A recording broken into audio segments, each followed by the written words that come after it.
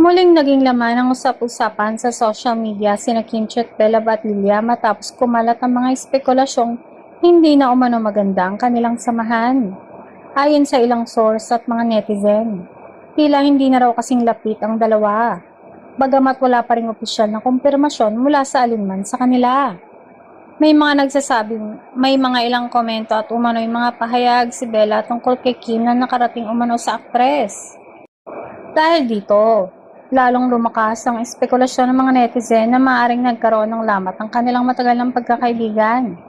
Naggugat din ng mga haka-haka matapos mapansin ng ilang tagahanga na tila hindi na katulad noon ang kanilang samahan.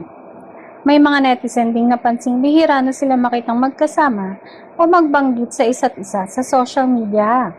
Sa kabila ng mga ito, wala pang inilalabas na pahayag sina Kim at Bella upang kumpirmahin o pabulaanan ang mga kumakalat na balita. Dahil dito, nananatiling haka-haka lamang ang lahat ng lumalabas na impormasyon. Patuloy namang umaasa ang kanilang mga tagahanga na kung merong mga hindi pagkakaunawaan ng dalawa, ay maayos din ito sa tamang panahon. Hanggat wala pang opisyal na kumpirmasyon mula sa magkabilang panig, makabubuting ituring muna ang mga ulat bilang espekulasyon. Mas mainam pa ring hintayin na magiging pahayag ni Kim at Bella Padilla bago magbigay ng tiyak na konklusyon tungkol sa tunay na estado ng kanilang relasyon.